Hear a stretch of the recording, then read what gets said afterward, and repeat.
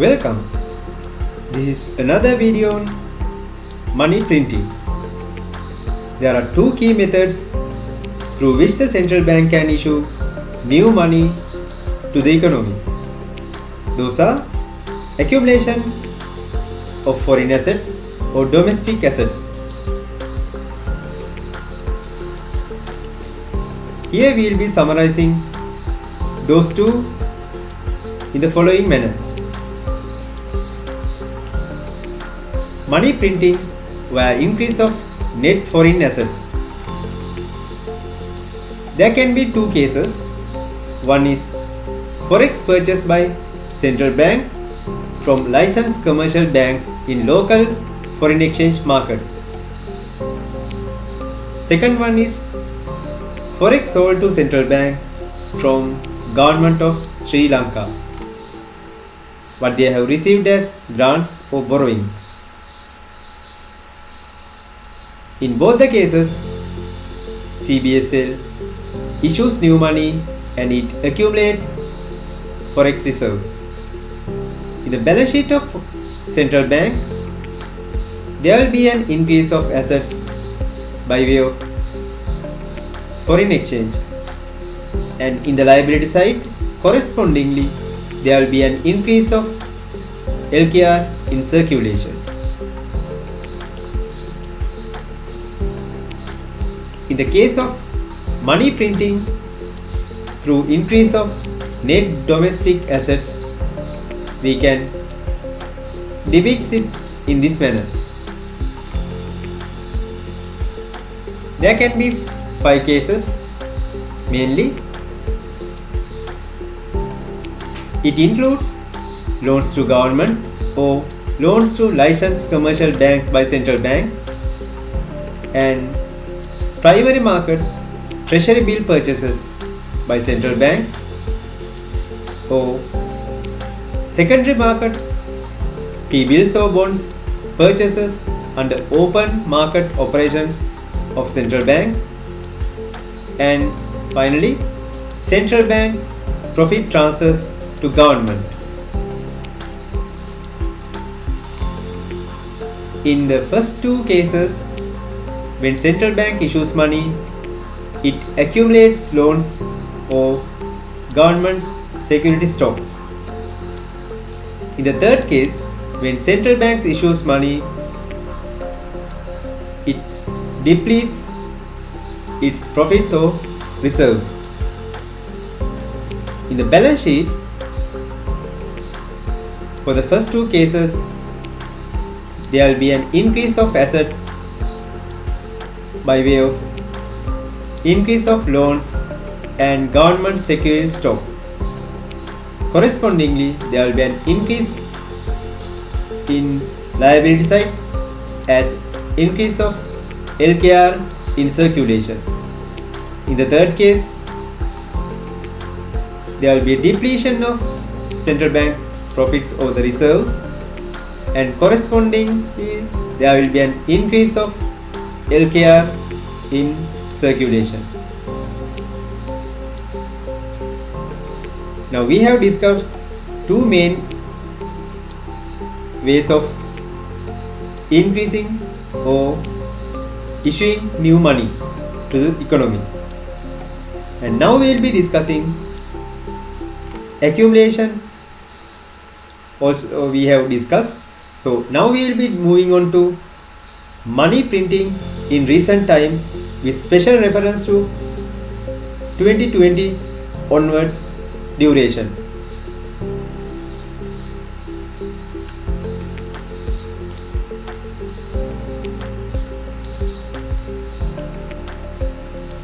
COVID outbreak and the resultant containment measures required central bank to implement an extremely accommodative monetary policy to support recovery of the economy in 2020 in a low inflation environment. During this pandemic period, almost all the forex related payments were made by utilizing forex reserves of the country. As there was a severe shortage of new forex inflow particularly to the government. As a result, net foreign assets of central bank declined notably, and since August 2021, net foreign assets of central bank remain in negative territory. Meanwhile, central bank provided forex to the market also, at the request of government, utilizing its limited liquid reserves to import essentials, as it was difficult to find forex from the domestic forex market. Shortage of forex inflows to the government amidst the sovereign rating downgrade aggravated the decline of gross official reserves, and central bank continued to provide forex to meet maturing debt obligations of government. Meanwhile, government revenue declined sharply with the tax cuts introduced by government in late 2019 and early 2020s, amidst increased expenditure to mitigate pandemic effects. In order to make the regular payments, particularly the debt service obligations, including financing of foreign debt, required LKR to purchase foreign exchange, were also provided by government, provided to the government by central bank at the request of government by way of purchasing treasury bills by central bank. It has led to issuing new money to the economy. That new money created by purchasing of treasury bills by central bank was utilized by the government to purchase forex in order to serve the debt obligations of government, thereby reducing central bank net foreign assets, impacting quality of reserve money, meaning a situation of negative net foreign assets with higher net domestic assets of central bank. Accordingly, impact on reserve money due to expansion of domestic assets was contained following the depletion of net foreign assets of central bank. Hence, any analysis should consider the total money issued by central bank to get an idea of money printing rather than analyzing only one side of issuing money. Sri Lanka is undergoing an extreme situation where net foreign assets are in negative territory, and it is very unusual